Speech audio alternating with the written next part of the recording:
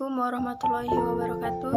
Nama saya Sri Atin, NIM 1863201082. Di sini saya akan mempresentasikan beberapa materi mengenai yang pertama reformasi birokrasi, yang kedua reinventing government, dan yang terakhir adalah good governance. Yang pertama adalah reformasi birokrasi. Reformasi birokrasi merupakan upaya pembaharuan atau perubahan mendasar terhadap penyelenggaraan pemerintah, termasuk di dalamnya menyangkut aspek ketatalaksanaan, kelembagaan, dan SDM aparatur. Kemudian kita lanjut. Menurut Agus Dwianto, terdapat beberapa penyakit pada organisasi atau birokrasi. Paternalistik itu tindakan membatasi kebebasan seseorang atau kelompok demi kepentingannya sendiri. Yang kedua adalah pembengkakan anggaran. Yang ketiga adalah prosedur yang berlebihan sehingga mengakibatkan pelayanan yang berbelit-belit. Yang keempat yaitu pembengkakan birokrasi.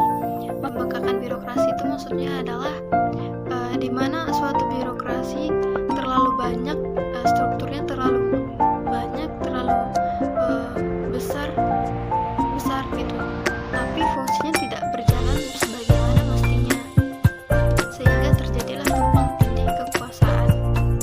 Nah, yang terakhir yang perlu saya jelaskan juga di sini adalah fragmentasi birokrasi.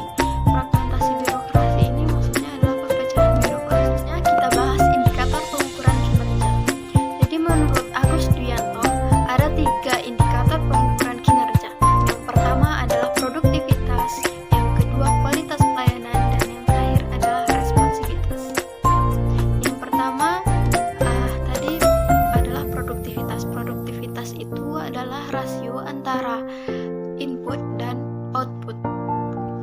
Kemudian pada produktivitas ini tidak hanya memandang dari segi yang kedua, kualitas layanan. efisien, Kepuasan masyarakat terhadap layanan dapat dijadikan indikator kinerja organisasi publik. Sehingga semakin banyak masyarakat yang puas dengan layanan, maka semakin baik pula kualitas layanan. Yang ketiga, responsivitas. Responsivitas adalah kemampuan organisasi untuk mengenali kebutuhan masyarakat, menyusun agenda dan prioritas pelayanan, dan mengembangkan program-program pelayanan publik sesuai dengan kebutuhan dan aspirasi masyarakat.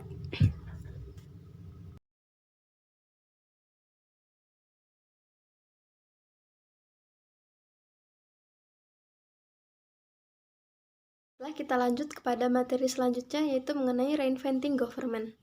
Reinventing government bisa diartikan juga sebagai mewirausahakan birokrasi. Jadi maksudnya mewirausahakan birokrasi di sini maksudnya bukanlah organisasi atau birokrasi tersebut mencari keuntungan sebesar-besarnya. Namun yang dimaksudkan di sini adalah mengubah sistem atau pengaturan birokrasi yang kaku, kulturis, dan irasional menjadi lebih baik dengan mengadopsi sistem dari sektor swasta dalam manajemennya. Sama dengan yang dikatakan David Osborne dan Gebler. Menurut David Osborne dan Gebler itu mewirausahakan birokrasi sama dengan mentransformasikan semangat wirausaha ke sektor publik. Jadi bukan pemerintah sebagai pencari keuntungan. Prinsip dasar mewirausahakan birokrasi yang pertama, pemerintah katalis. Di sini maksudnya adalah pemerintah itu bergerak sebagai pemberi arahan, bukan produksi pelayanan publik. Yang kedua, pemerintah milik masyarakat, memberi wewenang daripada melayani. Maksudnya pemerintah hendaknya lebih berorientasi untuk memberdayakan masyarakat, tidak sekedar melayani. Yang ketiga, pemerintah yang kompetitif. Maksudnya di sini adalah pemerintah yang memunculkan semangat kompetisi dalam pemberian pelayanan publik. Yang keempat, pemerintah digerakkan oleh peraturan menjadi organisasi yang digerakkan oleh misi. Nah, keuntungan pemerintah yang lebih digerakkan dengan misi ini adalah pemerintah lebih efektif, efisien, fleksibel, dan etos kerja yang tinggi. Yang nomor 5, pemerintah yang berorientasi pada hasil.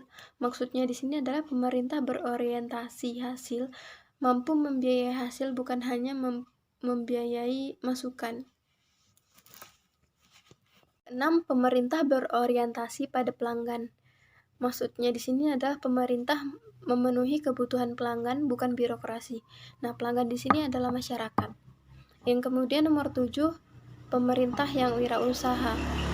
Maksudnya di sini adalah pemerintah harus mampu menghasilkan ketimbang membelanjakan. Yang ke-8, pemerintah yang antisipasif. Maksudnya di sini adalah pemerintah dalam membuat kebijakan haruslah bersifat antisipasif. Nomor 9, pemerintah desentralisasi. Maksudnya adalah pemerintah memiliki hierarki menuju partisipasif dan kerja tim. Nomor 10, pemerintah yang berorientasi pada pasar. Maksudnya di sini adalah mendongkrak perubahan melalui pasar, yaitu sistem insentif, bukan sistem administratif atau prosedur pemaksaan.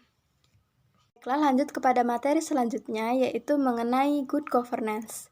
Good governance adalah konsep yang mengacu kepada proses pencapaian keputusan dan pelaksanaannya yang dapat dipertanggungjawabkan secara bersama.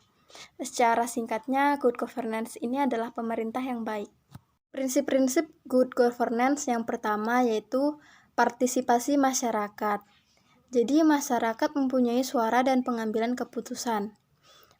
Yang kedua, tegaknya supremasi hukum atau rule of law. Yang ketiga, transparansi. Transparansi adalah keterbukaan ya. Yang keempat, peduli pada stakeholder atau dunia usaha, lembaga-lembaga, dan seluruh proses pemerintahan harus berusaha melayani semua pihak yang berkepentingan. Yang nomor 5, berorientasi pada konsensus.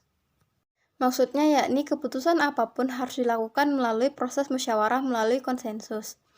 Nomor 6, kesetaraan. Kesetaraan yakni kesamaan dalam perlakuan dari pelayanan atau dari segi apapun. Kemudian lanjut nomor 7 yaitu efektivitas dan efisiensi. Yang ke-8 yaitu akuntabilitas. Akuntabilitas di sini adalah maksudnya pertanggungjawaban pejabat publik terhadap masyarakat yang memberi kewenangan untuk mengurusi kepentingannya mereka. Dan yang terakhir yaitu visi strategis. Visi strategis adalah pandangan-pandangan strategis untuk menghadapi masa yang akan datang. Itu tadi pembahasan dari ketiga materi, yaitu mengenai reformasi birokrasi, reinventing government, dan good governance. Jadi, ketiga materi tersebut ternyata ada kaitannya. Kaitannya yaitu reinventing government atau mewirausahakan birokrasi ini merupakan salah satu cara atau salah satu bentuk dari reformasi birokrasi. Reformasi birokrasi itu kan perubahan mendasar. Dan keduanya, reinventing government dan reformasi birokrasi ini merupakan upaya yang dilakukan pemerintah tujuannya untuk menciptakan atau terwujudnya good governance atau pemerintah yang baik. Nah, contohnya reformasi birokrasi yang telah dilakukan oleh pemerintah yaitu mengenai dari segi pelayanan atau sektor pelayanan publik.